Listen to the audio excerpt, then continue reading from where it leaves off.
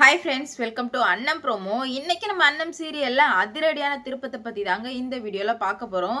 இப்பதான் first time நம்ம சேனலுக்கு வரீங்க அப்படின்னா மறக்காம சப்ஸ்கிரைப் பண்ணிக்கோங்க. இப்போ என்ன நடக்க போகுது அப்படின்னு பார்த்தீங்கன்னா, அன்னத்துக்கு தான் மாமா காணாம போனதுக்கு முழுக்க முழுக்க காரணம் ரம்யா தான் அப்படின்னு சொல்லிட்டு நல்லாவே தெரிய வருது. தெரிய வந்ததுமே மண்டபத்துல யார் இருக்காங்க போறாங்கன்னு கூட பார்க்காம ஒரு மிகப்பெரிய உருட்டுக்கட்டை எடுத்துட்டு போயிட்டு ரம்யாவை அடி அடின்னு அடிக்கிறாங்க அன்னம். இதனால பூகம்பமே வெடிக்குது மண்டபத்துல.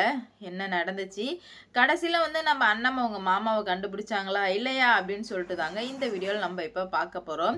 இப்ப அண்ணம் ரொம்பவே ரொம்ப சோகமா இருக்காங்க. மாமா எங்க மாமா போனீங்க அப்படின்னு சொல்லிட்டு அண்ணம் அழுதுகிட்டே இருக்காங்க. அப்படி இருக்கும்போது தான் கார்த்திக் ஃபோன் போட்டு, அண்ணன் அப்பாவை கடத்திட்டாங்க அப்படின்ற மாதிரி சொல்ல, என்ன சின்னத்தான் சொல்றீங்க, எப்படி சொல்றீங்க அப்படின்ற மாதிரி கேட்க, ஏன்னா ஊசி மருந்து எல்லாமே வீட்டில் கிடக்குது, நம்ம அப்பாவை கடத்திட்டாங்க அப்படின்ற மாதிரி கார்த்திக் சொல்ல, இவ ரொம்ப அதிர்ச்சியா பேசிட்டு இருக்கும்போது யதார்த்தமா ரம்யாவை பார்க்குறா. ரம்யாவை பார்த்தா ஒரு வில்ல சிரிப்பு சிரிப்பாங்கல்ல, அப்படியே ஒரு மாதிரி சிரிக்கவும், நான் அப்பவே சொன்னேன் கேட்டிங்களா சின்னத்தா, எனக்கு ஏதோ மாமாவுக்கு தப்பு நடக்கிற மாதிரி தோணுச்சு, அதனால சொன்னேன்.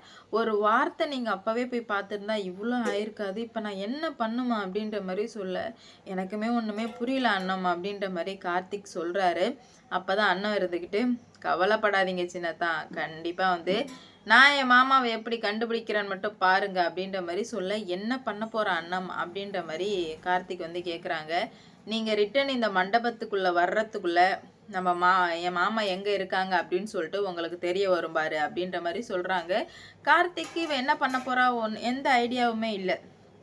அப்படி இருந்த சமயத்துல தான் சில பேர் எங்க பையனோட அப்பா எங்க அப்படின்ற மாதிரி பேச்சு ஓடிட்டு இருக்கு. இங்க ரம்யா செம ஹாப்பியா இருக்கா. அப்போ அன்னத்தை பார்த்து வச்சனாடி ஆப்பு அப்படின்ற மாதிரி அந்த லுக்குலேயே தெரியுது. உடனே நம்ம அண்ணன் ரம்யா கிட்ட போயிட்டு, ரம்யா உங்ககிட்ட கொஞ்சம் தனியா பேசணும் வா அப்படின்ற மாதிரி கேட்க, என்னாலலாம் எங்கேயும் வர முடியாது அப்படின்ற மாதிரி சொல்ல, வந்தா உனக்கு நல்லது, இல்லைனா உனக்கு தான் ரம்யா கெட்டது அப்படின்ற மாதிரி சொல்ல, என்னடி பண்ண முடியும் உன்னால் அப்படின்ற மாதிரி சொல்ல, இந்த சரவணா இருந்துக்கிட்டு என் அண்ணன் தேவையில்லாமல் பண்ணிகிட்டு இருக்காது, கிளம்பு அப்படின்ற மாதிரி சொல்லு. ஏய் பெரியத்தா, உனக்குலாம் அறிவுன்றதே கிடையாதா, உங்கள் அப்பாவை காணும், இவ ஏதோ பண்ணிட்டா, உங்கள் அப்பாவை கடத்திட்டா, அதை கூட நீ கவனிக்காமல் என்ன பெரியத்தா பண்ணிகிட்டு இருக்கா அப்படின்ற மாதிரி நம்ம அண்ணன் வச்சு கிளின்னு கிளிக்கிறாங்க. என்ன சொல்கிற அண்ணம் அப்படின்ற மாதிரி சொல்ல, ஆமாம் பெரியத்தா அப்படின்ற மாதிரி சொல்ல, அவனுக்கு அதுலலாம் நம்பிக்கை இல்லை.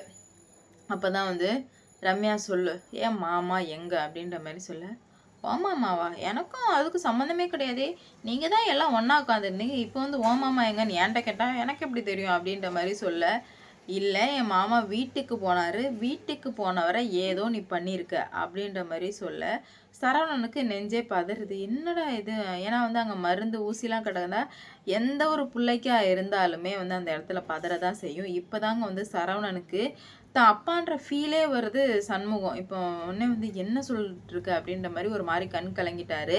உடனே சரவணன் கேட்குறாரு ரம்யா கிட்ட, மேடம் நீங்கள் ஏதாவது பண்ணீங்களா அப்படின்னு சொல்லிட்டு, இல்லை சரவணன், நான் எதுவுமே பண்ணலை சரவணன் அப்படின்ற மாதிரி அவள் பொய்யை போட்டுடுறா.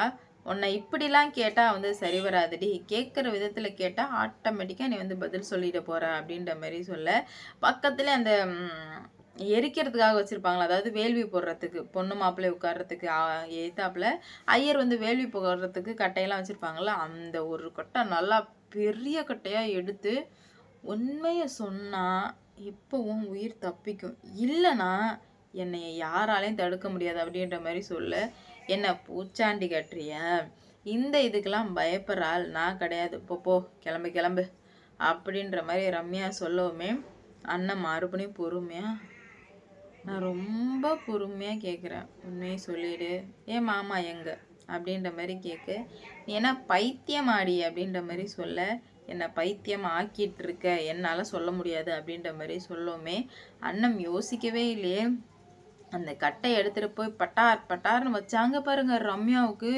அப்படியே ரத்தமாக ஊற்றுது. எல்லாருமே அண்ணம் என்ன பண்ணிட்டு இருக்க அப்படின்ற மாதிரி கேட்க, இதில் நீங்கள் யாரும் தலையிடாதீங்க அப்படின்ற மாதிரி அண்ணம் ஸ்ட்ரிக்டாக சொல்லிடுறாங்க. எனக்கு இப்போ என் மாமா வேணும், அவ்வளோதான், எனக்கு என் மாமா வேணும் அப்படின்ற மாதிரி சொல்லவுமே, பைத்தியக்காரத்தனமாக பண்ணிட்டு இருக்காத அண்ணன் அப்படின்ற மாதிரி சொல்ல, ரத்தம் ஓடுது.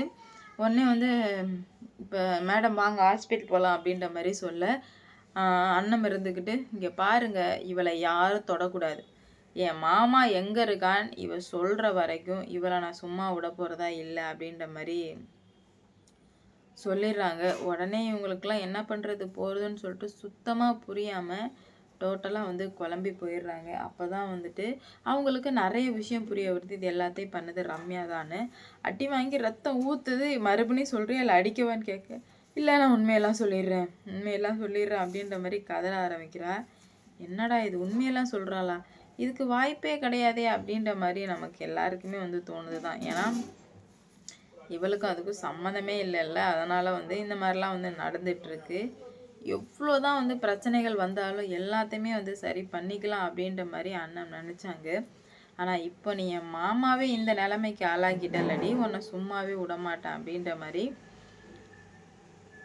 நம்ம அண்ணன் வந்து முடிவு பண்ணி, நானும் பொறுமையாக இருந்து பார்த்தேன், இது எதுவுமே வந்து சரிப்பட்டு வரல, நீ யாரு நிரூபிச்சிட்ட, இதுக்கு மேலே நான் யாருன்னு உனக்கு நிரூபிக்க வேணாமா அப்படின்ற மாதிரி சொல்கிறாங்க. அப்போ தான் வந்து ரம்யா வந்து இல்லை நான் சொத்துடுறேன், என்னை ஒன்றும் பண்ணிடாத, நான் ஒத்துக்கிறேன் அப்படின்ற மாதிரி சொல்லுடி அப்படின்ற மாதிரி கேட்க, இங்கே தான் இருக்கார் உங்கள் மாமா, போய் உங்கள் மாமா எடுத்துக்கோ அப்படின்ற மாதிரி சொல்லவுமே சரவணனுக்கு தூக்கி வாரி போட்டுருது.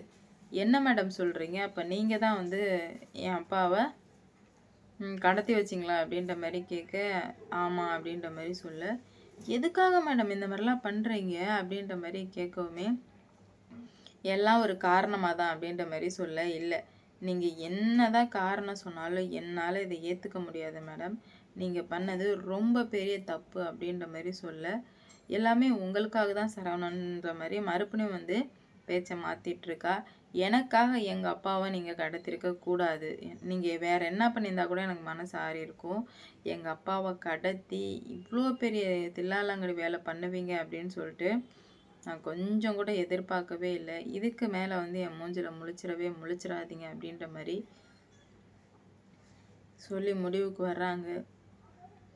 என்ன நடக்க போகுது ஏது நடக்க போகுது அப்படின்னு சொல்லிட்டு வெயிட் பண்ணி பார்க்கலாம். அண்ணன் பண்ண காரியம் உங்களுக்கு பிடிச்சிருந்தது அப்படின்னா மறக்காமல் லைக் பண்ணிட்டு கமெண்டில் சொல்லிட்டு போங்க. அடுத்தடுத்து என்ன நடக்க போகுது, எந்த மாதிரிலாம் வந்து கொண்டு போகிறாங்க அப்படின்னு சொல்லிட்டு வெயிட் பண்ணி பார்ப்போம்.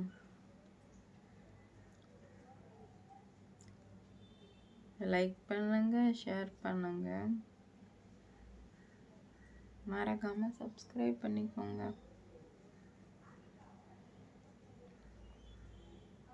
நான் போடுற வீடியோ நோட்டிஃபிகேஷனாக வரும்.